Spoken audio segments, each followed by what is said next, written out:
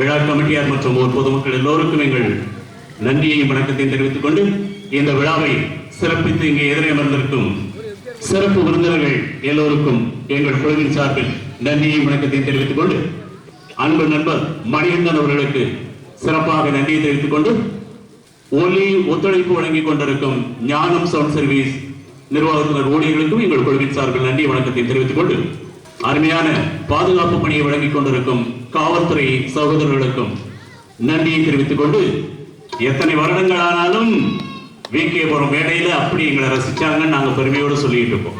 அந்த வகையில் நீங்கள் ரசிக்க ரசிக்க அவர்கள் அருமையான கருத்துக்களையும் சிந்தனைகளையும் பாடல்களையும் வழங்குவார்கள் என்று சொல்லி இப்போ தலைப்பு ஏற்கனவே நிறைய சொன்னார். ஒரு அறிவிப்பு படிக்கிட்டு இருக்கும்போது மக்கள் மனம் கவர்ந்த பாடல்கள் பழைய பாடல்களா புதிய பாடல்களா, நல்ல பாட்டு தலைப்பு.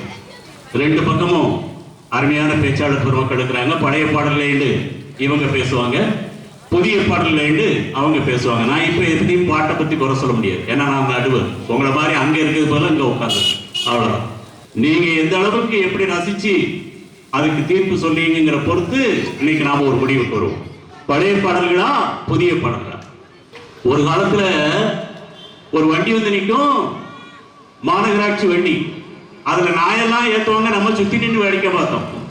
அதே நிலைமை மாறி ஒரு வண்டி வருது, மனுஷனெல்லாம் ஏத்தாங்க, நாய் பூரா சுத்தி நின்று வேடிக்கை பார்த்தோம். கொரோனா எப்படி மாத்திட்டு பார்த்தீங்களா? இதுவும் கடவுள் நமக்கு கொடுத்த ஒரு செக்கு தான். ஏன்னா அநியாயங்கள் அட்டூழியங்கள் ஒருவரை ஒருவர் ஏமாற்று பொய் விரட்டு என்று காலம் போகிற போக்கில் பாவத்தை நாசம் செய்யக்கூடிய பாபநாச சாமி நமக்கு செக் வைக்க. ஆமா, கொரோனா இப்படி இருந்தாலும் இந்த மனிதன் தன்னை சுயமாக சிந்திக்கிறானா, கொஞ்சம் ஏமாத்துல இருந்து வெளியில வாரானாட்டு பாக்குறதுக்கு ஆண்டவன் நமக்கு வச்ச பரீட்சை தான். 2 வருஷம் பாஸ், என்ன பரீட்சையே எழுதாம பாஸ் ஆகிக்க இப்ப பணிவிட போறதுக்கு வருத்தப்பாரு. அப்படித்தானையா? 2 வருஷம் அவன் பாட்டுல 10ஆம் கிளாஸ் படிச்சா 12, காலேஜ் ஃபர்ஸ்ட் இயர் படிச்சா 3rd இயர், இப்படி அத்தனை வருடங்களும் அவன் 2 வருடங்கள் எதையும் படிக்காமல் பாஸ் ஆகக்கூடிய ஒரு நிலைமை இந்த கொரோனா கொண்டு வந்தது.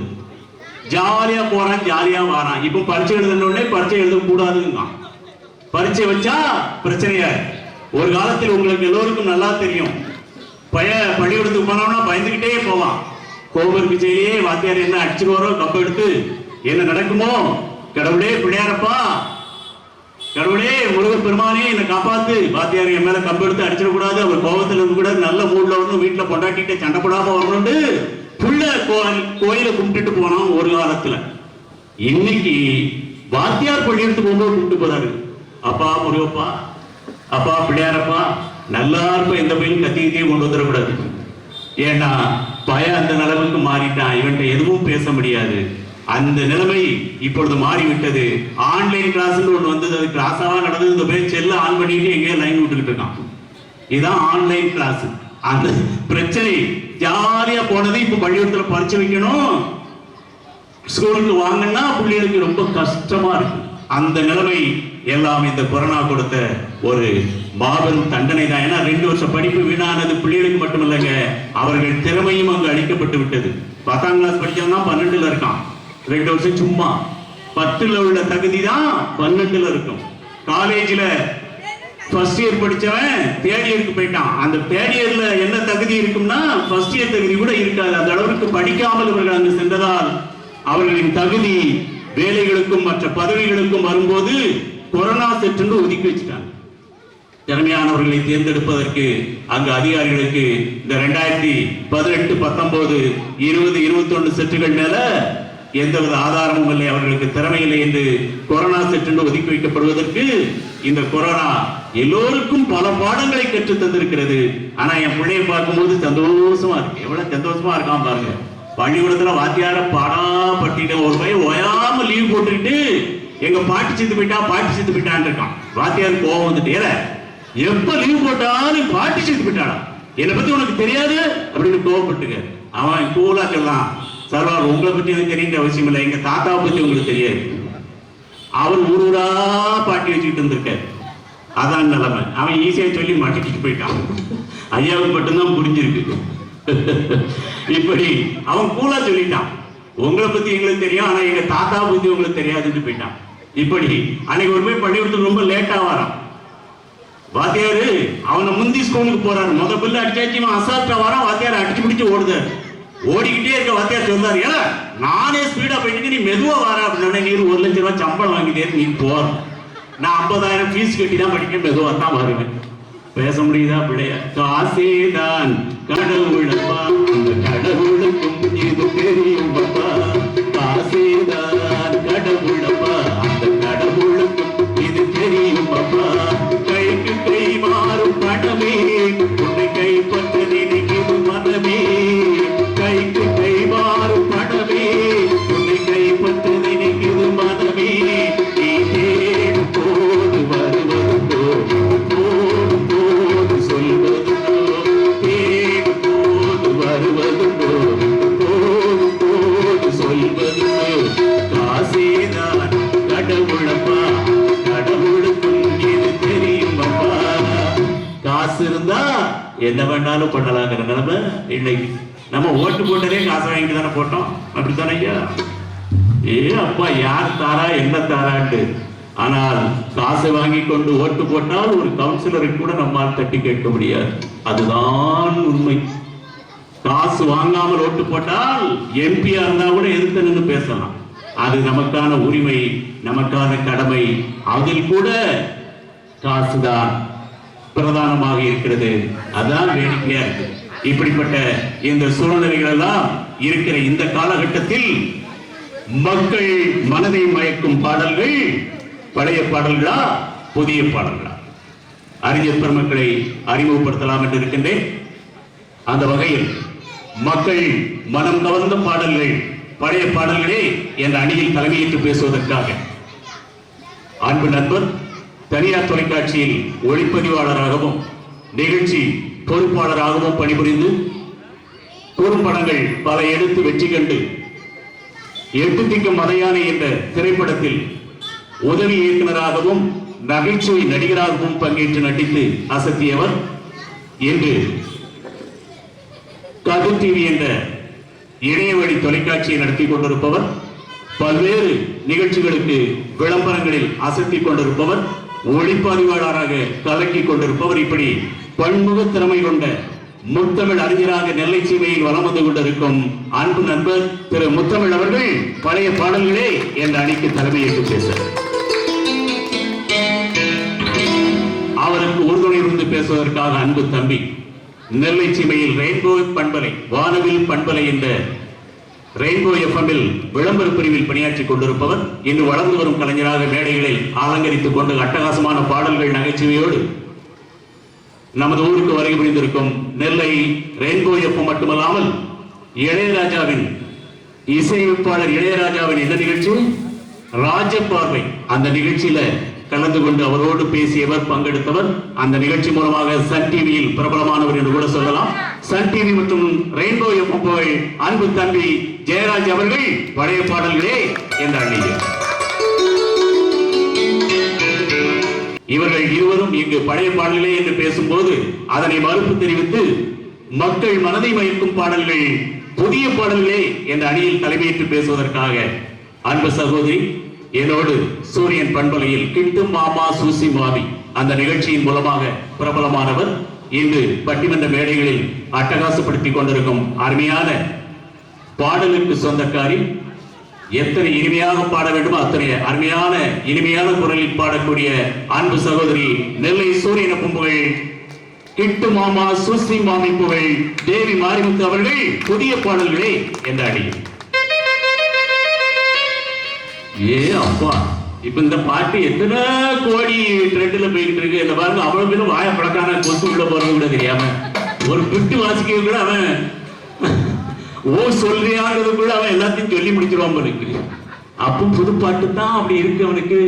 ஐயா மாதிரி 1-2 பேர் தானே ஐயா. அங்க புதுப்பாட்டுல மியூசிக் போடவர்கள் அவ்வளவு பணம் காட்டு தானே. அதான் அங்க புதுப்பாட்டு அப்படி கேட்ச் பண்ணிடும். அவருக்கு உறுதுணை புரிந்து பேசுவதற்காக கேடிவி புகழ் தூத்துக்குடியிலிருந்து வருகை புரிந்திருப்பவர். வெள்ளுப்பாட்டுனா அப்படி கலக்கக்கூடியவர். அருமையான எல்லார் ஈஸ்வரியின் குரலுக்கு சொந்தக்காரர் பாடல்கள் மற்றும் அசத்தக்கூடிய புது பாடலே என்று பேசக்கூடிய தூத்துக்குடி ரேவதி அவர்கள். அப்படியே கோயில்பட்டி. அப்ப ரெண்டு பேருக்கும் ஒரே மாவட்டம் தான். சரி சரி. இப்படி அட்டகாசமான கலைஞர்கள் இருக்க இசையமைப்பாளர்களாக, அதுவும் அட்டகாசமான இசையமைப்பாளர்கள், கீபோர்டு இசைக்கலைஞராக இன்று தமிழகத்தில் மேனுவல் இசைக்கலைஞராக ஒரு சிலர் மட்டுமே இருக்கும் சூழலில் அவர்களுக்கெல்லாம் சிறப்பான ஒரு வழிகாட்டியாக இசை சக்கரவர்த்தி என்று நாங்கள் பெருமையோடு அழைக்கும் கீபோர்டு இசைக்கலைஞர் அன்பு நண்பர் திரு ஹரி அவர்கள் இங்கே வழிபுரிந்திருக்கின்றார். அவருக்கு உற்சாகமான கரோல் எழுதுமாறு. பேடு மற்றும் தபலா இசைக்கலைஞராக, பேடு கம்போசராக அவரும் மூத்த கலைஞர். எந்த ஒரு பாடலுக்கும் எந்த ஒரு சூழலிலும் இசை வழங்கக்கூடிய அட்டகாசமான கலைஞர் நமது மேடைக்கு கிடைத்திருக்கின்றார். உடனடியாக மக்கள் மனதை மயக்கும் பாடல்கள், பழைய பாடல்களே என்ற அணியில் தலைமையேற்று பேசுமாறு அன்பு நண்பர் திரு முத்தமிழ் அவர்கள் வருகிறார். அவருக்கு உங்கள் உற்சாகமான கரவொலி தருமாறு அன்போடு கேட்டுக்கொள்கிறேன்.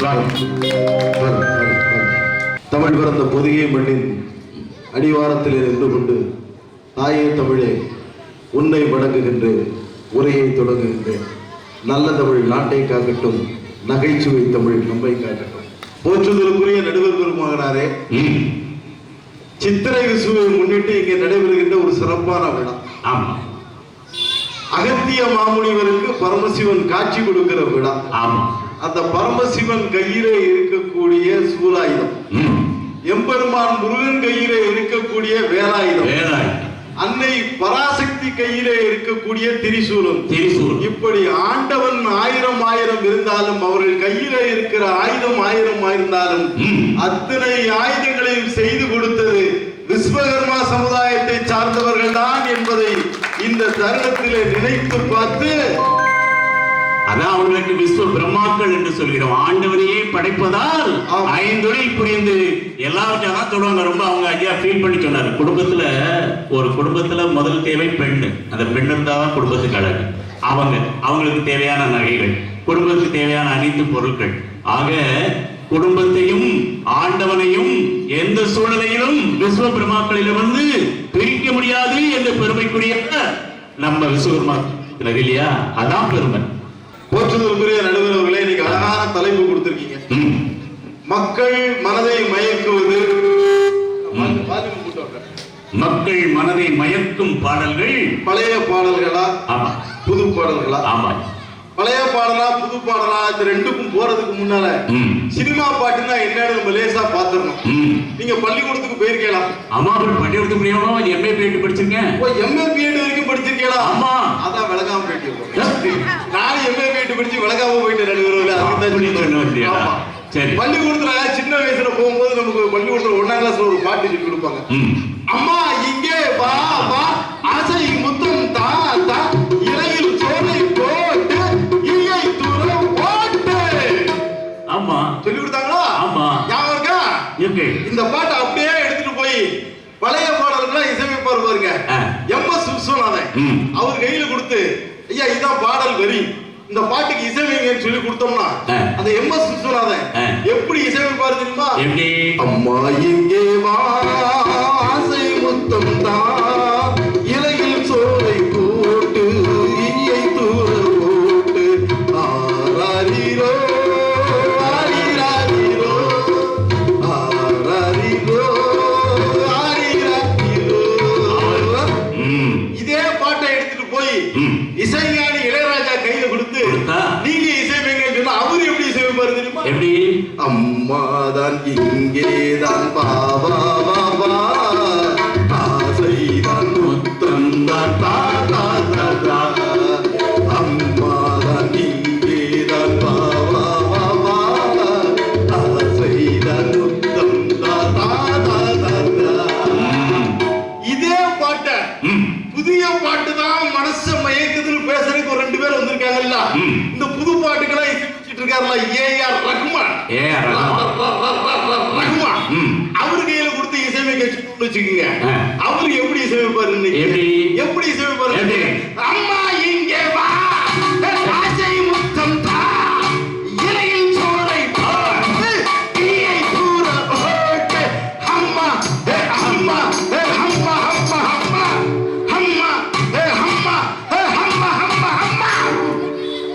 எதுவும் பிரச்சனை வந்துட்டு.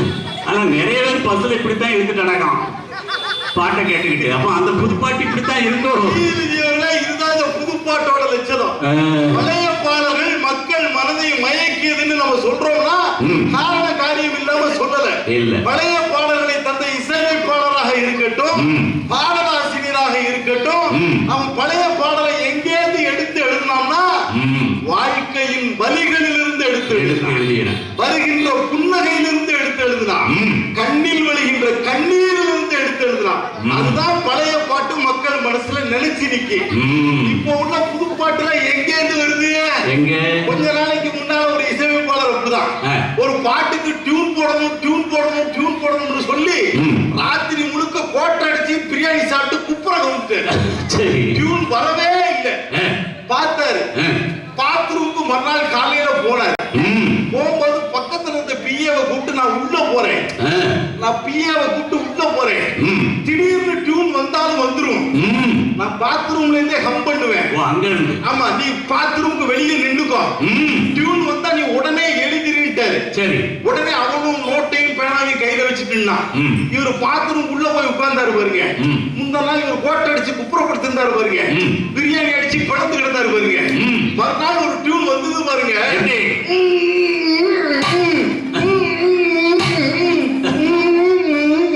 மயிலிறகே மயிலிறகே பருடுகிறாய் நீ என்னை, மயிலிறகே மயிலிறகே பருடுகிறாய் நீ என்னை.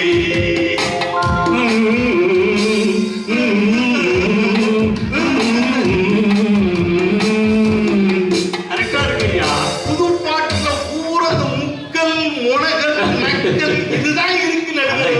முக்கியமான இடத்துல இந்த புது பாட்டுக்கு வக்காலத்தை வாங்கிட்டு ரெண்டு அக்காமார் வந்திருக்காங்க. எப்படி நடுவில் ஒத்துக்கிட முடியும்? பழைய பாடல்கள் என்பது அன்றைக்கு வாழ்க்கையிலிருந்து பிறந்தது. உதாரணத்துக்கு இன்னைக்கு கோவில் திருவிழாவை கொண்டாடி இருக்கோம். கோவில்ல என்ன செய்யறோம்? காலையில 6 மணிக்கு பாட்டை போடுறோம். எப்படி அருமையான பாட்டு போடுறோம். கோவில்ல இறைவனை வழிபடுவதற்காக சினிமாவிலே பாட்டு போட்டாங்க. கோயிலின் அருகினில் கூடிய கூட்டங்கள் கடலா கடல் அலையா, குழந்தைகள் பெரியவர் அனைவர்களுக்கும் குமரன் அவன் கலையா. கோவிலின் அருகினில் கூடிய கூட்டங்கள் கடலா கடல் அலையா, குழந்தைகள் பெரியவர் அனைவர்களுக்கும் குமரன் அவன் கலையா. மங்கையரின் குங்குமத்தை காக்கும் வாயிலின் ஏழை காக்கும்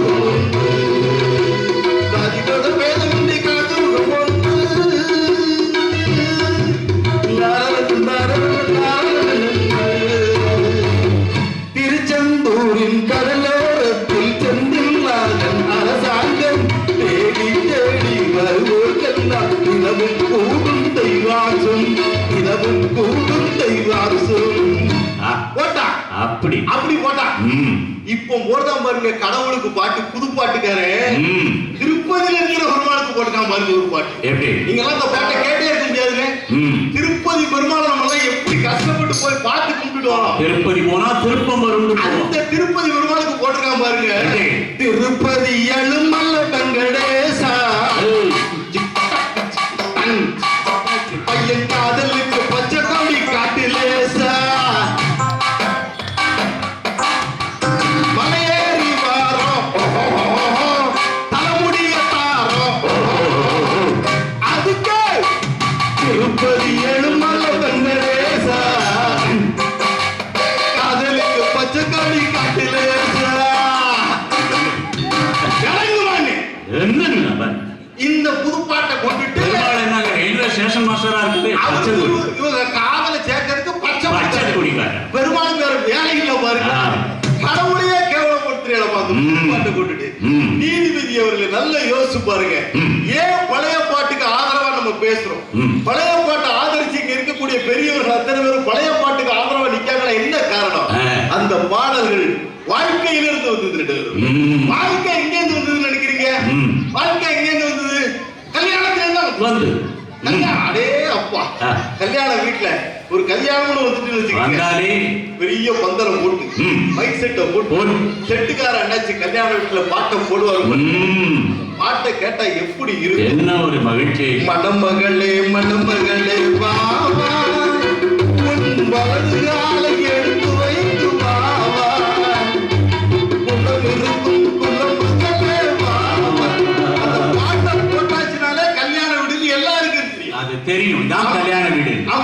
அது பொண்ணு வீடுன்னு வச்சுக்கோங்க. அதான் பாட்டை போடுவோம். எப்படி? புருஷன் வீட்டில் வாழும் பொண்ணு தங்கச்சி கண்ணே சில புத்திமதிகள் சொல்றது கேளு பொண்ணு.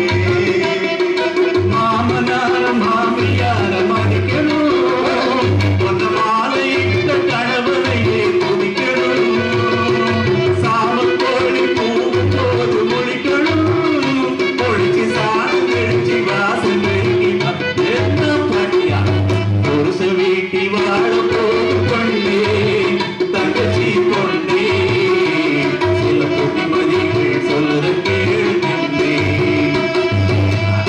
வாழ்க்கையின் யதார்த்தத்தை சொன்னான். என் வீட்டுக்காரிக்கெல்லாம் எங்க மாமியாக்காரி தெளிவா சொல்லி அனுப்பிச்சு வச்சா. எப்படி?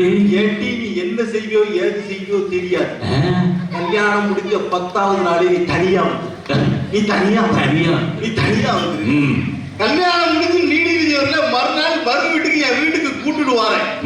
வீட்டு வாசல்ல பிளசல் கார்ல மாலையும் கழுத்துமா நானும் என் வீட்டுக்காரியும் வந்து இறங்கி நிக்கும். ஊர்ல உள்ள பொம்பளை அவ்வளவு பேர் ஓடியே வந்துட்டாங்க. புது பொண்ணு எப்படி இருக்குன்னு பார்க்க வேண்டாமா? அவ்வளவு பேர் வந்து நிட்டாங்க. சரி, எங்க அம்மா கூட்டத்துக்குள்ள தவுண்டு உள்ள வந்துட்டா. ஏன்னா முதல்ல வீட்டுக்காரியை கூப்பிட்டு வீட்டுக்குள்ள வரும்போது மறக்காம வலது காலம் எடுத்து வச்சு உள்ள வாட்டு சொன்னாங்க. எங்க அம்மா சொன்னதுல தப்பு இருக்கா? தப்பு இல்ல. இந்த பாட்டிலே வருதுல்ல, வலது காலம் எடுத்து வைத்து வா அப்படின்னு பழைய பாட்டுல சொல்லிருக்காங்க இல்லையா? உடனே வீட்ட மாட்ட சொன்னா அடியா கையை பிடிச்சுக்கோ, நீ ஏன் கையை பிடிச்சுக்கோ, நான் உன் கையை பிடிச்சுக்கிட்டேன், ரெண்டு பேரும் ஒண்ணு போல வலது காலம் எடுத்து வைப்போம்னு சொல்லி நான் அவ கையை பிடிக்க அவ ஏன் கையை பிடிக்க. ரெடி? 1 2 3. யாருக்குனா அவளுக்கு அவசரமா இருக்கு. என் பொண்டாட்டி கொண்டு போகும்போது நான் திரி சொல்றது தானே நியாயம், நீங்க சொல்றது நியாயம் சரிதானக்கா? அவரே சொல்லட்டும். ஒரு தடவை சொல்லிட்டீங்க. ஆமா, இவரே சொன்னாரு, மன்னிச்சுட்டேன். ரெடி? யாரும் டிஸ்டர்ப் பண்ணாத. சொல்லுங்க. 1 2. இவருக்கு அவசரமா இருக்க. என் முன்னாடியே கூட்டு போறா, நீ ஏன்டா திரி சொல்ற? உனக்கு என்ன கல்யாணமே இல்ல, வருஷம் இருக்கு உனக்கு. போது பொறுமையா இருக்கவா. இந்த கோட்டை தாண்டி நீயும் வரப்படாது, நானும் வரமாட்டேன். அண்டர்ஸ்டாண்ட்? சத்தம் போடுறது. Okay, ready? 1 2.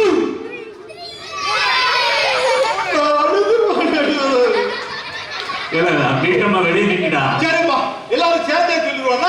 ரெடி? 1 2 3. அப்படிங்க படார்னு நான் உள்ள போய் நிக்கங்க. என் வீட்டுக்காரி உள்ள வரவே இல்லை.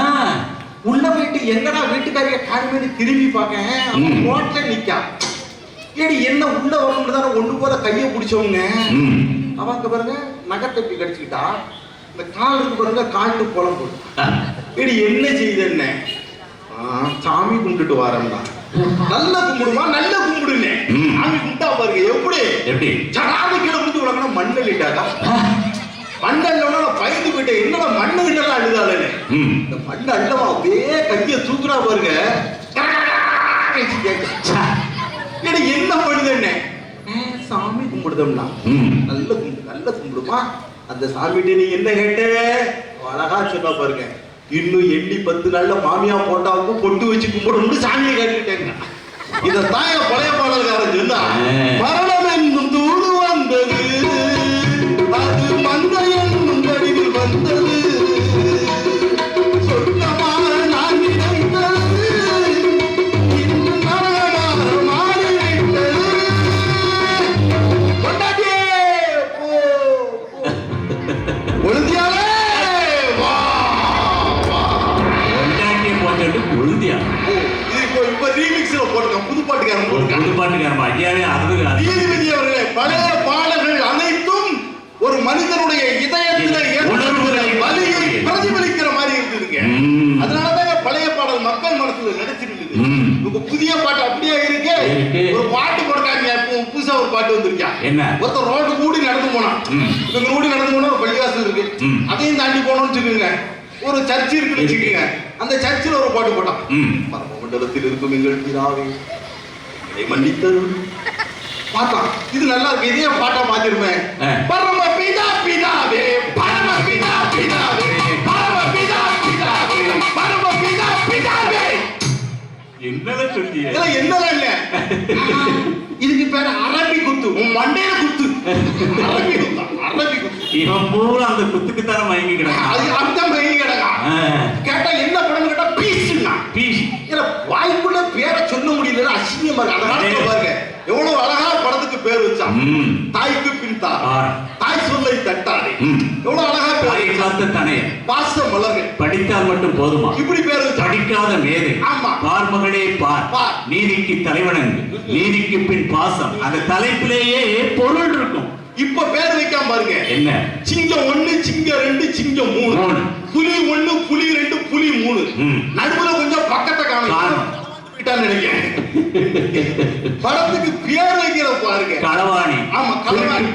ஒரு படத்துக்கு பேர் வச்சிருக்கான், உள்ள வந்தா உதப்பேன். தியேட்டருக்குள்ள எவனும் போகவே மாட்டேங்கான். அறையின் 108 கடவுளாம். அப்புறம் 109 பூசாரியா படுத்து கிடக்காரு. எல்லாம் பாருங்க. நடுவரவர்கள் அந்த வாழ்க்கையினுடைய வேதனைகளை சொல்லக்கூடிய வகையில் அந்த பாடல்கிறது இருந்தா அது மக்கள் மனசுல நிலைச்சி நிற்கும். இருக்கிற பாடல்கள் அப்படியே இருக்கு. எனக்கு தெரிஞ்சவங்க ஒருத்தன் பள்ளிக்கூடத்துல வாத்தியார் வேலை, மாட்டு வாத்தியார் வேலை காலியா இருக்குன்னு போயிட்டான். போகும்போது நல்ல பிராக்டிஸ் பண்ணிட்டு போயிட்டான். எப்படி நம்மள பாட சொல்லுவாங்க, நல்ல பாட்டு பாடினாதான் நமக்கு பாட்டு வாத்தியார் வேலை கிடைக்கும்னு நல்ல பிராக்டிஸ் பண்ணிட்டு போயிட்டான். கற்பனை என்றாலும் கற்பனை என்றாலும் கத்தனே உன்னை மறவே, கந்தனே உன்னை மறவே பிராக்டிஸ் பண்ணிட்டு போயிட்டான். அங்க போய் அதிகாரி உட்கார்ந்துருந்தாரு. உனக்கு தெரிஞ்ச பாட்டு ஏதாவது பாடுங்க. கற்பனை என்றாலும் கச்சிரை என்றாலும் அப்படியே பாட்டா. அங்க போட்டி எக்ஸாம் நடத்த வந்து அவர் சட்டைக்குள்ள ஒரு சிலுவை தொங்கிட்டு இருந்தது. ஆஹா, இத பார்த்தா நமக்கு வேலை தர மாட்டானே, மாத்திட்டான். கர்த்தரே உன்னை மறவே, கர்த்தரே உன்னை மறவே, கற்பனை என்றாலும் கச்சிரை என்றாலும் கர்த்தரே உன்னை மறவே. நீதிபதியெல்லாம் இப்படி எசகு மசகா பாட்டு போடுறது இந்த கோஷ்டி. அதனாலதான் நீங்க நாட்டுல பாதி சிக்கல் சிறுங்கள் எல்லாமே வந்துட்டு இருக்கு. வேற ஒண்ணு இல்லைங்க, அந்த காலத்துல வந்து பண்பாட சொல்லி கொடுக்குற மாதிரி பாட்டு போட்டாங்க. பண்பாடுன்னா நம்ம என்னன்னு பார்க்கணும். இப்ப ஆம்பளைங்க இருக்காங்கன்னு வச்சுக்கோங்க. ஆம்பளைங்க முடி வெட்டணும், தாடி எடுக்கணும்னா ஊருக்கு ஒரு கடை இருக்கும். அதுக்கு பேர் வந்து சலூன் கடை இல்லையா? அந்த சலூன் கடைக்கு ஆம்பளைங்க போறாங்க, முடி வெட்டுறாங்க, தாடி எடுக்காங்க, வந்துருக்காங்க. ஆம்பளைங்களுக்காக மட்டும்தான் சலூன் கடை இந்த நாட்டுல உண்டு. இப்ப பாத்தீங்கன்னா ஊருக்கு ஊரு புதுசா பொம்பளைங்களுக்கும் சலூன் கடை ஆரம்பிச்சிட்டாங்க. அது என்னடா பொம்பளைங்களுக்கு சலூன் கடைன்னு பார்த்தா லேடிஸ் பியூட்டி பார்லர் அப்படின்னு போட்டு பெண்கள் அழகு நிலையம் ஊருக்கு ஆரம்பிச்சாங்க. தெருவுக்கு 2 இருக்கு. பெண்களுக்கு என்னடா அழகு நிலையம் ஆரம்பிச்சாங்க. ஒரு நாள் உள்ள போய் எட்டி பார்க்க, எட்டி பார்க்கன்னு ரொம்ப பிடிக்கும். உள்ள போய் எட்டி பார்க்க, அங்க ஒரு அக்காவை இப்படி படுக்க வச்சிருக்கு. அந்த அக்கா இப்படி படுத்து கிடக்கு. ஒரு வெள்ளை துணி எடுத்து தலையில இருந்து கால் வரைக்கும் எடுத்து மூடி போட்டுட்டான். இந்த அரசாங்க ஆஸ்பத்திரியில அநாத பணத்தை படுக்க வைக்க மாதிரியே படுக்க, மூஞ்சிலாம் வெள்ளை வெள்ளையா தடவி விட்டு, கண்ட 2 வெள்ளரிக்காயை வட்டமா வெட்டி அந்த அக்காட்ட போய் கேட்டேன், அக்கா என்னக்கா செய்ய போறீங்கன்னு. தம்பி நாங்க ப்ளீச்சிங் பண்ண போறோம். நாங்க ப்ளீச்சிங். ஆமா, ப்ளீச்சிங்னா என்னதுக்கானே அது வேற ஒண்ணுல தம்பி. இந்த அக்கா 3 தடவை சுத்தி வருவான், கடைசியில புடிச்சு துப்பிடுவாங்க. ப்ளீச்சிங் நாங்க. எக்கா விளையாடாதீங்க, என்ன செய்ய போறீங்க, முகத்துல வெள்ளை வெள்ளையா தடை வச்சிருக்கீங்களே, என்னதுங்க? அது வேற ஒண்ணுல தம்பி, வேற ஒண்ணுல ஆட்டுப்புழுக்கையும் மாட்டுப்புழுக்கையும் அரைச்சி தேய்ச்சி வச்சிருக்கோம்னா இத தாயா எங்க பழைய பாடலுக்கு யாரும் கேட்டு சொன்னா, இப்படித்தான் இருக்க வேண்டும் பொங்கல், இங்கிலீஷ் படிச்சாலும் இன்ப தமிழ் நாட்டில் இப்படித்தான் இருக்க வேண்டும் பொங்கல் சொன்னானே. பழைய பாட்டுக்காரன் சொன்னானே. புரட்சி தலைவர் எம்ஜிஆர் எப்படி பாடினாரு, இன்னைக்கு எப்படியா இருக்கு, புது பாட்டை போடுறான். அக்கடான்னு நாங்க ஓட போட்டா, துக்கடான்னு நாங்க செட போட்டா, அதுக்கு மேல கேட்டா போடா. எதையும் கேட்க முடியல, எதையும் தட்டி கேட்க முடியல. இதை விட கேவலமா ஒரு பாட்டு போட்டுருக்க. அந்த பையன் அந்த பாட்டு போட்டாலும் சொல்றியா மாமா, சொல்றியா மாமா, சொல்றியா மாமா, சொல்றியா மாமா, சொல்றியா மாமா, சொல்றியா. அவனுமா நீங்க ஊஞ்சலும், இந்த ஊஞ்சலும் போது தப்பா சொல்லிட்டீங்கன்னா தப்பா போயிடும். ஆமா, இன்னொரு ஒரு பாட்டு போட்டுருக்கான் அதே படத்துல. சாமி ஏ சாமி, ஏ சாமி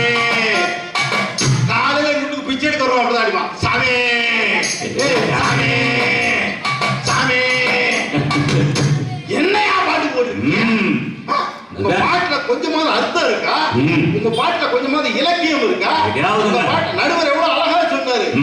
காசே தான் கடவுளடா, அது கடவுளுக்கும் தெரியுமடா. கைக்கு கை மாறு பணமே, உன்னை கைப்பற்ற நினைக்கிறது மன்னமே. நீ ஒழிவதில்லை, வந்த பின்பதில்லை. காசே தான் கடவுளடா, அது கடவுளுக்கும் தெரியுமடா. காசுன்னு ஒண்ணுதான் ஞாபகத்துக்கு வருது. நடுவர் அவர்களே திடீர்னு ஒரு நாள் கடவுளை பார்க்கறதுக்கு ஒரு 3 பேர் புறப்பட்டு போயிட்டான். சரி, 3 பேர் யாரு? நீங்க யாரு? தி கிரேட் அமெரிக்காக்காரன், தி கிரேட் ரஷ்யாக்காரன், தி கிரேட் கிரேட் கிரேட் இந்தியாக்காரன். 3 பேர் ரஷ்யா இந்தியா. ஆமா. கடவுள் பார்த்தாரு, இந்த 3 பேர் தனித்தனியா வந்தாலே தாங்காதே, 3 பேர் ஒண்ணா வந்துட்டாலே என்ன பண்ணன்னு சொல்லி நாரதரை கூப்பிட்டு இந்த 3 பேரையும் தனித்தனியா அனுப்பி விட்டுட்டேன். ஃபர்ஸ்ட் அமெரிக்காக்காரன் வந்தான். விடுகிறே அப்படின்னா கடவுள் சொன்னார், உனக்கு என்னப்பா என்ன வேணும்? அவங்க சொன்னா, கடவுளே கடவுளே, இந்த கொரோனாவுக்கு பிறகு எங்க நாடு ரொம்ப படு மோசமா பொருளாதாரத்துல போயிடுச்சு. எங்க நாட்டை நான் தூக்கி நிப்பாட்டணும். அதுக்கு நான் என்னப்பா செய்யணும்? ஒரு பெரிய கல்யாண மண்டபத்தை காட்டான். கல்யாண மண்டபம் நிறைய இருக்கு, தங்கத்தை தாக்க என் நாட்டை நானே முன்னேற்றிருந்தேன். கடவுள் வச்சுக்க போட்டாரு. அடுத்த ரஷ்யா நாட்டுக்காரன் போனா, ஹாய் காட் குட் ஈவினிங் அப்படின்னா, டேய் உனக்கு என்னடா வேணும்னாரு. அவனும் ஏன் நாட்டை முன்னேற்றணும்னா, அதுக்கு நான் என்னடா பண்ணணும்னாரு. அவனும் பெரிய காம்ப்ளெக்ஸ காட்டினான். இது நிறைய எனக்கு வைரத்தை தாங்க, என் நாட்டை நான் முன்னேற்றிடுவேன். கடைசியில பாரத நாடு பழம்பெரும் நாடு, நீரதன் புதல்வர் நிறைவேற அகற்றாது சொன்ன மாதிரி எட்டே ஒருத்தி எரிமலை எழுத்து சித்தன் மகாகவி சுப்பிரமணிய பாரதி சொன்னானே, அந்த இந்தியாக்காரன் போய் கடவுள் முன்னால நின்னான். இப்ப கடவுள் அவனை பார்த்து குறுகுறுன்னு முழிக்காது, இவன் கடவுளை பார்த்து குறுகுறுன்னு முழிச்சிட்டு இருக்கான். 2 பேரும் ஒருத்தர் ஒருத்தர் பார்க்க, கடவுள் அவனை பார்த்து உனக்கு இப்பப்பா வேணும்னாரு. அவன் சொன்னா, கடவுளே கடவுளே, எனக்கு அமெரிக்காக்கார மாதிரி தங்கமும் வேண்டாம், ரஷ்யா நாட்டுக்கார மாதிரி வைரமும் வேண்டாம். கடவுள் படாது சேர்ல தெரிஞ்சிட்டாரு. வெரி குட்ரா வெரி குட்ரா, எப்படிப்பட்ட ஒரு நீதாட்டா இந்தியாக்காரன், வெரி குட்ரா வெரி. அப்போ உனக்கு என்னதாட்டா வேணும்னாரு. அவன் சொன்னா, கடவுளே கடவுளே, எனக்கு தங்கமும் வேண்டாம் வைரமும் வேண்டாம். வெரி குட்ரா வெரி குட்ரா வெரி குட்ரா, உனக்கு என்னதான் வேணும்னாரு. கடவுளே கடவுளே, எனக்கு தங்கமும் வேண்டாம் வைரமும் வேண்டாம். அந்த 2 கல்யாணம் மட்டும் சாவி மட்டும் கொடுக்க போதும். முட்டா பயல்ல எல்லாம் தாண்டவ கோனே, காசு முதலாளி ஆக்குதப்பா தாண்டவ கோனே. முட்டா பயல்ல எல்லாம் தாண்டவ கோனே, காசு முதலாளி ஆக்குதப்பா தாண்டவ கோனே. கட்டி எழும் போதும் தாண்டவ கோனே, கட்டி அழும் போதும் தாண்டவ கோனே. பணப்பெட்டி மேலே கண்மையடா தாண்டவ கோனே, தாண்டவ கோனே. இவ்வளவு ஆத்துல கட்டி பணத்தை கட்டி அழும்போதும் பணப்பெட்டி மேல கண்ணு வை, அதைத்தான் நம்ம செஞ்சிருக்கான். இன்னைக்கு என்னன்னா, ஒரு சினிமாவை எடுக்கணும்னா 500 கோடியா, 500 கோடி செலவழிச்சு பிரமாண்டமா செட்டு போடுதான். 500 கோடி செலவழிச்சு கதாநாயகனுக்கு பெரிய தங்கத்திலே சட்டை போடுதான். 500 கோடி செலவழிச்சு கதாநாயகனுக்கு தங்கத்திலே பேண்ட் போடுதான். 500 கோடி செலவழிச்சு கதாநாயகி சட்டிக்கு மேல ஒண்ணு வாங்கி கொடுக்க மாட்டேங்க நடுவர்களே. இதுதான் இன்றைக்கு இருக்கக்கூடிய திரைப்படங்களாக இருந்து கொண்டிருக்கிறது. மேலே உடுப்புகளை இடுப்பு தெரிய கூடாது, உடல் அழகை ஊர்மித்து காட்டக்கூடாது. மேலே உடுப்புகளை இடுப்பு தெரிய மாட்டக்கூடாது, ஒன்று மேல சிவப்பு சாயம் பூசக்கூடாது. உழவனுக்கு ஏற்ற பண்பை மாற்றக்கூடாது. இப்படித்தான் இருக்க வேணும் பொம்பள, இப்படித்தான் இருக்க வேணும் பொம்பள. எங்கே இயேசு படிச்சாலும் இந்த தமிழ்நாட்டிலே இப்படித்தான் இருக்க வேணும் பொம்பள சொன்னாங்களா? இப்ப உடல் அவ்வளவும் இன்னைக்கு சினிமாவை பார்த்து நம்ம ஊர் பொம்பளைகளும் கெட்டு போயிட்டாங்க. நம்ம ஊர் பொம்பளைங்கன்னா நம்ம வந்து இங்க உள்ள தாய்மார்களை சொல்லல, இங்க உள்ள தாய்மார்கள் எல்லாம் பார்க்கும்போது எனக்கு சந்தோஷமா இருக்கு. அப்படியே இங்க இருக்கக்கூடிய தாய்மார்கள் அவ்வளவு பேரும் பட்டு சேலை கட்டி நெத்தி நிறைய பொட்டு வச்சு அம்மனை போட்டோ எடுத்து வச்ச மாதிரியே உட்காந்துருக்காங்க. எனக்கு சந்தோஷமா காலை தொட்டு கும்பிடுதேன். போன மாசம் மெட்ராஸுக்கு போயிருந்தேன். அங்க இந்த மாதிரி சேலை கட்டின பொம்பளை யாராவது இருக்காங்களான்னு தேடி தேடி விதமா ட்ரெஸ் போட்டிருக்காங்க. அதுல ஒரு ட்ரெஸ், அதுக்கு என்னமோ பேர் சொன்னாங்க, மறந்து போச்சு. என்ன பேரியா? பாட்டியாலாவா? நமக்கு தெரியாது. அந்த பட்டியால ட்ரெஸ் போட்டுட்டு ஒரு பொம்பளை ரோட்ல நடந்து போற பாருங்க. இந்த சைடு கால் எடுத்து வச்சா இந்த பக்கம் தூத்துட்டு போயிடலாம். இந்த பக்கம் கால் எடுத்து வச்சா இந்த பக்கம் தூத்துட்டு போறான். அந்த பட்டியால பேண்ட்ல பாத்தீங்கன்னா இங்க 2 ஜிப்பு கொடுத்துருக்கான், இங்க 2 ஜிப்பு கொடுத்துருக்கான். அந்த அக்கா 2 பிள்ளைங்களை ஒக்கல்ல தூக்கி வச்சுட்டு பஸ்ல நின்றுட்டு இருக்கான். Conductor ticket ticket ticket ticket கேட்டுக்கிட்டே வந்தாரு பாருங்க. படார்னு இந்த பக்கம் ஒரு சிப்பை தரதா ஒரு பிள்ளைய உள்ள விட்டான், இந்த பக்கம் இன்னொரு சிப்பை தரதா இந்த பிள்ளைய தூக்கி உள்ள விட்டுட்டான். இந்த பட்டியால ட்ரெஸ்ஸையாவது மன்னிச்சிடறான் நடுவர்களே. இன்னொரு ட்ரெஸ்ஸையும் பார்த்து அது என்னன்னு தெரிய மாட்டேங்குது. அது என்னது? அதுக்கு பேர் என்னதுமா?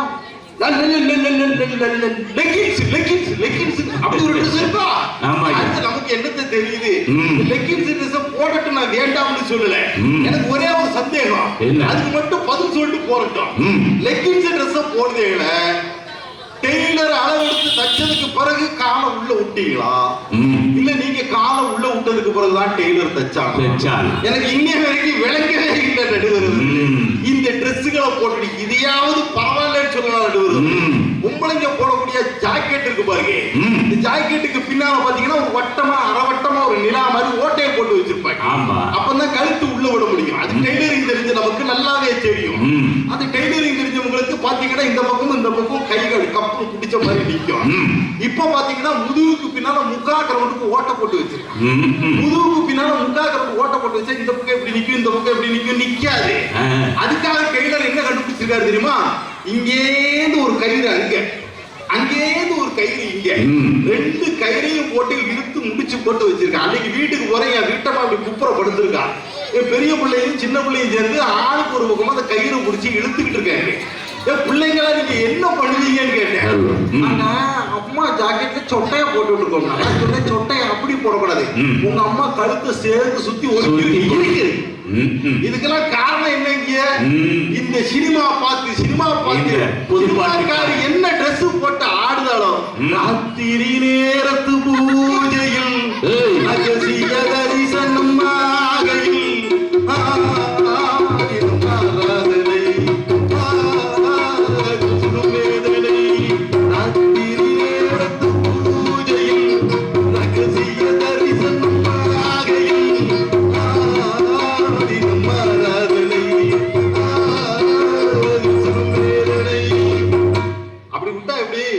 யமுனா நதி கரையோரத்தில் கண்ணாவுந்தன் பிருந்தாவனம், யமுனா நதி கரையோரத்தில் கண்ணாவுந்தன் பிருந்தாவனம், ராத்திரி நேரத்து பூஜையில்.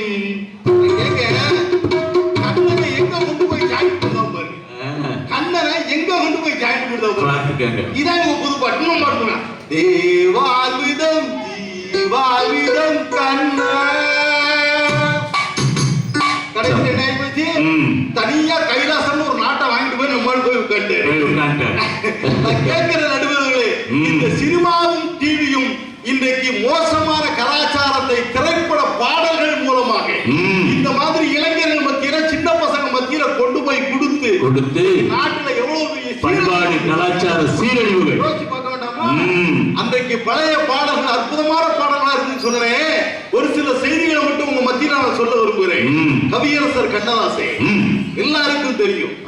அவர் பகல் முழுவதும் பாட்டுக்கு அரசை, ராத்திரி முழுவதும் பாட்டிலுக்கு அரசை. அத கண்ணதாசனை ஒப்புக்கொண்டிருக்க. ஒரு கோலமையில் ஒரு கோப்பையிலே என் குடியிருப்பு, கோலமையில் குணையிருப்புன்னு சொன்னவன் கவியரசர் கண்ணதாசன். ஆனா கவியரசர் கண்ணதாசன் வாழ்ந்த காலகட்டத்தில் ஒரு நாளும் கவியரசரை யாரும் மதிப்பு குறைவாக நடத்தியது கிடையாது. காரணம், அவர் எழுதிய பாடல், அந்த பாடலிலே இருந்த அற்புதமான வரிகள் நடுவர்களே. அந்த பாடல் ஒரு நாள் கவியரசர் கண்ணதாசன் தீபாவளிக்கு 2 நாளைக்கு முன்னால வீட்டுக்கு புறப்பட்டு போறாரு. லாட்ஜ்ல இருந்து வீட்டுக்கு புறப்பட்டு போறாரு. போகும்போது யோசிக்காரு, 2 நாள்ல தீபாவளி வருது, பிள்ளைங்களுக்கு எல்லாம் ஜவுளி வாங்கிட்டு போகணுமே, பட்ட பலகாரம் எல்லாம் வாங்கிட்டு போகணுமே, கையில எவ்வளவு காசு இருக்குன்னு சட்ட பாக்கெட்ல கையை விட்டு போகாரு. காசு இல்ல. கண்ணதாசனை பொறுத்த வரைக்கும் காலையில சம்பாதிப்பார், ராத்திரி எல்லாத்தையும் செலவு. ஒரு ஜனாதிபதியை போல் சம்பாதிப்பார், ஒரு பிச்சைக்காரனை போல் வாழ்க்கையை நடத்துவார். அதுதான் கவியரசர் கண்ணதாசன். கடைசியில கையில காசு இல்லைன்னு நேரம் அவங்க அண்ணனுக்கு போன் பண்ணாரு. அண்ணனுக்கு போன் பண்ணி 2 நாள்ல தீபாவளி வருது, பிள்ளைங்களுக்கு புது துணி எடுக்கணும், பலகாரம் எல்லாம் வாங்கணும், ஒரு 10,000 ரூபாய் கையில கூட அடுத்த ஒரு பாட்டெழுதி உனக்கு தந்துருது. அண்ணகாரம் பார்த்தா அவர் எப்பேற்பட்டாரு, தீபாவளிக்கு 2 நாளைக்கு முன்னால ஒருத்தன் 10,000 ரூபாய் கேட்காம எதுக்கு கேட்க அவர் யோசிச்சு பார்த்தாரு. இவன் அதுக்கு தான் கேட்காம சொல்லி ரூபாய் இல்ல. கண்ணதாசன் கோபத்தோட புறட்டு வரும்போது ஒரு மியூசிக் டைரக்டர் போன் பண்ணி ஒரே ஒரு பாட்டை எழுதிட்டு போங்க. அந்த கோபத்திலே ஒரு பாட்டு எழுதுனா பாருங்க. அண்ணன் என்னடா தம்பி என்னடா அவசரமான முன்னகத்திலே. அன்னைக்கு அண்ணன் தம்பினா இவ்வளவு தாண்டா ஒரு பாட்டை எழுதி கொடுத்துட்டு போனாரு. வீட்டுக்கு போனா கதவை திறந்து உள்ள பாக்காரு. மேசம் முழுக்க பிள்ளைங்களுக்கு புது துணியா வாங்கி வச்சிருக்கு. பலகாரம் எல்லாம் வாங்கி வச்சிருக்கு. வெடிகளையே வாங்கி வச்சிருக்கு. பொட்டாட்டியை கூப்பிட்டு கேட்காரு, இதெல்லாம் யாரு வாங்கிட்டு இருந்தா? அப்பதான் அந்த அம்மா சொல்றாங்க, காசா உங்க கையில கொடுத்தா நீங்க செலவு பண்ணிருவீங்கன்னு சொல்லி உங்க அண்ணன் பொருளா வாங்கி கொடுத்துட்டு போயிருக்காரு. அன்னைக்கு எழுதுனாங்க கண்ணதாச, முத்துக்கு முத்தாக சொத்துக்கு சொத்தாக அண்ணன் தம்பி பிறந்து அன்பாக இணைந்து ராஜா மாளிகையும் காணாத இன்பமடா, நான்குநாள் மண்டபம் போல் நாம் கொண்ட சொந்தமடா. ராஜாக்கள் மாளிகையும் காணாத இன்பமடா, 4 நாள் மண்டபம் போல் நாங்கள் கொண்ட சொந்தமடா. ரோஜாவின் இதழ்களை போல் தீராத மாசமடா, 100 ஆண்டு வாழ வைக்கும் மாறாத பாசமடா. முத்துக்கு முத்தாக சொத்துக்கு சொத்தாக கண்ணன் தம்பி பிறந்து வந்தோம் பொண்ணுக்குள் ஒன்றாக அன்பாலே இணைந்துவிட்டோம் கண்ணுக்குள் கண்ணாக. அப்படி அண்ணன் பாசத்தை உயர்த்தி காட்டினார். உடனே அந்த அண்ணன் தம்பி பாசம் இன்னைக்கு நம்ம வீட்டுல இருக்குதா? இருக்க விடுறாளா? விட மாட்டுக்கா. ஐயா வேற ஒண்ணும் இல்ல. ஒரு குடும்பத்துல கல்யாணமாகி வந்த உடனே குடும்பத்துல இருக்க அண்ணனையும் தம்பியும் பிரிக்கிறதா இவனுக்கு வேலையே. அது எங்க வீட்டுக்காரெல்லாம் அந்த வேலையை ரொம்ப தெளிவா செய்வான். கொஞ்ச நாளைக்கு முன்னால நடுவுல ஒரு 3 மாசத்துக்கு முன்னால எங்க அண்ணன் ஒரு நாள் திடீர்னு எங்க வீட்டுக்கு வந்தான். ஒரு பத்திரிகையை கொண்டு நீட்டினான். என்னென்ன பத்திரிகைன்னு கேட்டேன். அடே நான் புதுசா ஒரு வீடு கட்டியிருக்கோம்டா, இவ்வளவு நாள் நான் கஷ்டப்பட்டு ஊரா போய் எல்லாருக்கும் வீடு கட்டி கொடுத்துட்டு இருந்தேன். ஆனா எனக்குன்னு சொந்த வீடு கிடையாது. இப்பதான் ஒரு வீடு கட்டியிருக்கேன், பால் காட்சிக்கு வந்துருடான்னா. நான் சொன்னேன் அண்ணன், அண்ணன் நீ வீடு கட்டி நான் உங்க வீட்டு பால் காட்சிக்கு வராம இருப்பானா?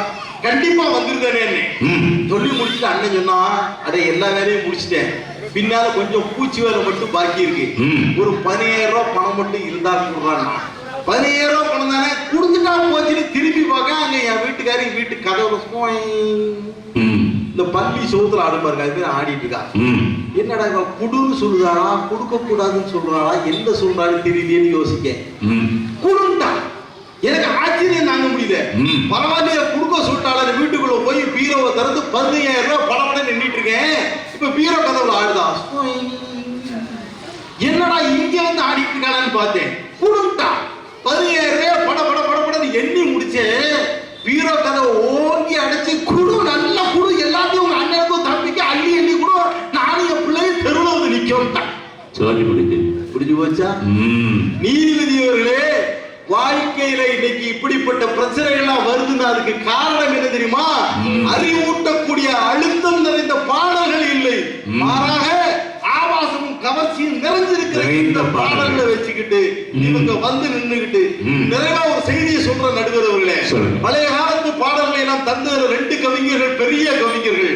ஒன்னு கண்ணதாசன், இன்னொன்னு வாலி. இந்த கண்ணதாசனுக்கு இணையாக பாடல்களை தந்தது வாலி. ஆனால் அந்த வாலியினுடைய உயிரை காப்பாற்றியது ஒரு பழைய பாடல் தான் என்பதை நீங்க நினைச்சு பார்க்கணும். திருச்சியில ஸ்ரீரங்கத்திலே ரயில்வே ஸ்டேஷன்ல வேலை பார்த்துட்டு இருந்தவர் தான் கவிஞர் வாலி. சினிமாவுக்கு பாட்டு எழுதுங்கிற ஆசையில இங்கிருந்து புறப்பட்டு சென்னைக்கு போனார். ஒரு ரூபாய் அவருக்கு பாட்டு சரியான வாய்ப்புகள் இல்லை. கடைசியில பார்த்தாரு. ஒரு நாள் மெரினா பீச்சில போய் தற்கொலை பண்ணிடலாமான்னு நினைச்சாரு. அந்த அளவுக்கு பசி வயிற போட்டு வாட்டுது. ஊருக்கு போயிடலாமான்னு நினைச்சாரு. அவருக்கு சென்னையில தெரிஞ்ச ஒரே ஒரு நண்பர் யாருன்னா பிபி ஸ்ரீனிவாஸ். பழைய காலத்து பாடல்கள் எல்லாம் பாடினாரு அந்த பிபி ஸ்ரீனிவாஸ்.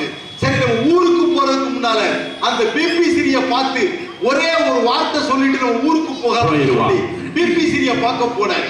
டிபிசிரி சொன்னாரு, நான் ஒரு பாட்டு ரெக்கார்டிங்ல இருக்கேன், ரெக்கார்டிங் முடிஞ்ச பிறகு நம்ம வந்து பார்த்து பேசிக்கலாம்னாரு. இல்ல நான் அவசரமா போறேன்னாரு. இந்த ஒரு பாட்டை மட்டும் கேட்டுட்டு போனாரு. அந்த ஒரு பாடல் தான் வாலியினுடைய வாழ்க்கையை மாற்றி அமைத்தது. மயக்கமா கலக்கமா வாழ்விலே குழப்பமா மனதிலே நடுக்கமா. நீ வாழ்க்கை என்றால் ஆயிரம் இருக்கும், வாசல் தோறும் வேதனை இருக்கும். வாழ்க்கை என்றால் ஆயிரம் இருக்கும், வாசல் தோறும் வேதனை இருக்கும். வந்து துன்பம் எது என்றாலும் வாடி நின்றால் ஓடுவதில்லை, வாடி நின்றால் ஓடுவதில்லை. எதையும் தாங்கும் இதயம் இருந்தால் இறுதி வரையில் அமைதி இருக்கும். மயக்கமா கலக்கமா மனதிலே குழப்பமா வாழ்க்கையில் நடுக்கமா.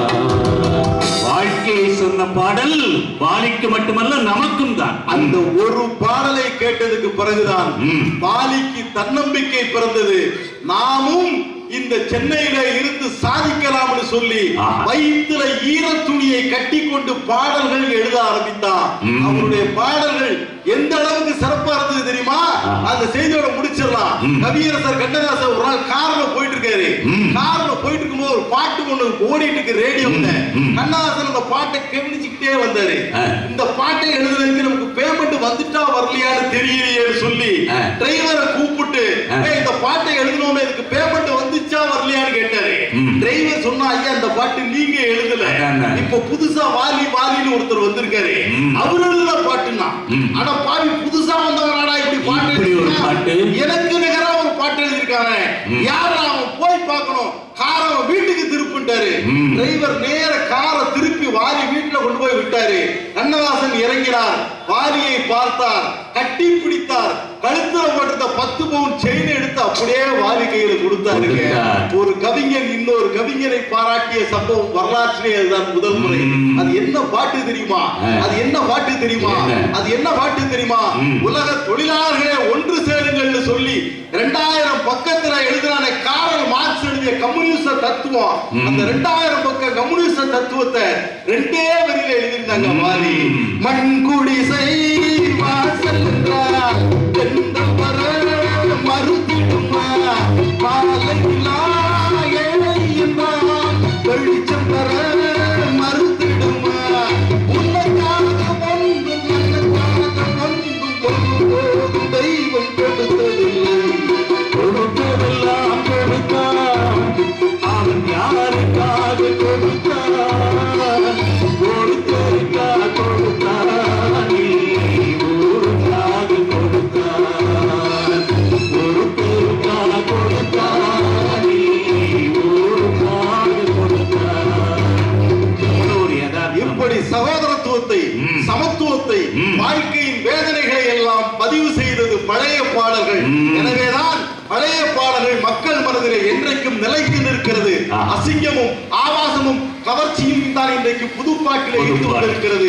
எனவே மக்கள் மனதிலே நிலைத்து நிற்பது பழைய பாடல்களே, பழைய பாடல்களே, பழைய பாடல்களே என்பதை தீர்ப்பாக நீங்கள் தர வேண்டும் என்று சொல்லி, அடுத்தால இதுக்கு பதில் பேசணும்னு நினைச்சு தேவி மாரிமுத்து வந்தாங்கன்னு வைங்க, அவங்களுக்கு நான் ஒரு 4 பாட்டு வச்சிருக்கேன். அந்த 4 பாட்டுக்கு அவங்க அர்த்தம் சொல்லிட்டு தான் அந்த மேடையை விட்டு இறங்கணும், இல்லைன்னா இறங்க முடியாது என்று சொல்லி நல்ல வாய்ப்பு தந்த பெரியவர்களுக்கும் ஆண்டவர்களுக்கும் சார்ந்தவர்களுக்கும் நன்றி தெரிவித்து, இவ்வளவு தூரம் நிகழ்ச்சியை ஒளிப்பதிவு செய்த எங்கள் அன்பு சகோதரர் டாப் டிவி ஒளிப்பதிவு கலைஞர் அவர்களுக்கும், சங்கர் அவர்களுக்கும், ராஜா அவர்களுக்கும் நன்றியை தெரிவித்து விடைபெறுகிறோம். நன்றி.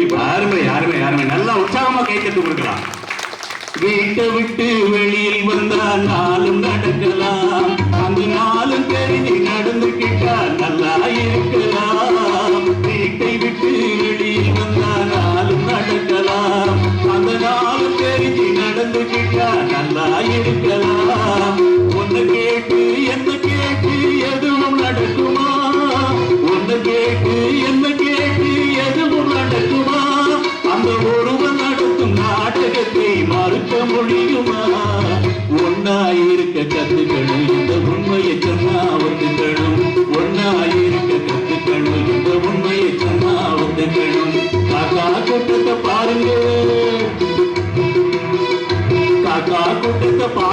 அதுக்கு கத்து கொடுத்தது யாருங்க? ஒன்னா இருக்க கத்துக்கணும், இந்த உண்மையை சொன்னா ஒத்துக்கணும். காகம் ஒற்றுமையாக உணவு உண்ணும். ஒரு காகம் இறந்து விட்டால் எல்லா காகங்களும் கூடி நின்று அதுக்கு கண்ணீர் அஞ்சலி செலுத்தும். ஒற்றுமைக்கு ஒரு உதாரணம். பழைய பாட்டுக்காரன் காகத்தை ஒற்றுமையின் சின்னமா சொன்னான். புது பாட்டுக்கார போய் அதே காக்காவை பாட்டுக்கா பாருங்க. காக்கா முட்டை, காக்கா முட்டை, விளங்குமா? ஓனா முட்டை, பள்ளி முட்டை, காக்கா முட்டை, காக்கா முட்டை. அதுல ஒரு பொம்பளை பிள்ளை நின்று ஆடுவாங்க ரோட்ல இருந்து. ரசிகருங்க கிட்ட வரலான்னுட்டு அது போட்டிருக்க ட்ரெஸ் இந்த பாட்டு. காக்கா முட்டை, முட்டை, ஓங்கா முட்டை, பாட்டா போட்டிருக்கான் பாட்டு. அழகா கேட்டார். ஒற்றுமையை வலியுறுத்தியது பழைய பாடல். உண்மையில் விஸ்வகர்மாக்கள் 5 தொழில்கள் செய்து இந்த 5ஆம் நாள் மண்டகப்படி எல்லோரும் ஒற்றுமையாக இருக்க வேண்டும் என்று பழைய பாட்டுக்காரன் சொன்னாங்க. இருக்கா? முத்தம் ஒரு வார்த்தை பழைய பாட்டுக்காரன் போட்டான் பாருங்க. மெல்லிய பூங்கொடி வளைத்து மலர் வேலியை கொஞ்சம் அணைத்து, மெல்லிய பூங்கொடி வளைத்து மலர் வேலியை கொஞ்சம் அணைத்து, இரவில் தேனை குடித்து இந்த நாடகம் நடித்து, இதழில் தேனை குடித்து ஒரு இன்ப நாடகம் நடத்து, நாடும் பாடும் காட்டும் நாடும் ஒன்றுதானே, இந்த நாடும் ஒன்றுதானே, பாடும் போது நான் தென்றல் காற்று பருவ மங்கையோ. இந்த பாட்டுல முத்தம் எங்கேயாவது வந்துதான் இல்லைங்க. ஆனா முத்தம் கொடுத்தாச்சு பாட்டுல. மெல்லிய பூங்கொடி வளைத்து மலர் மேனியை கொஞ்சம் அணைத்து, இதழில் தேனை குடித்து ஒரு இன்ப நாடகம் நடத்து. எப்படி முடிச்சான் பாருங்க. நம்ம பயவிட போட்டிருக்கு முத்தந்தர ஏத்த இடம், முகத்துல எந்த இடம், என்ன முகம் இருக்கு பயவிட நம்மளான இருக்கு, எங்கேயா கொடுத்துட்டு போயேன். புதுப்பாட்டுக்காரன் எப்படி கவிதை அன்று வடித்தான், அதுல எந்த ஆபாசமும் இல்லாமல். ஆனா அந்த பயவிட தீ இது இது இருக்கா ஃபேக்டரி இருக்கா?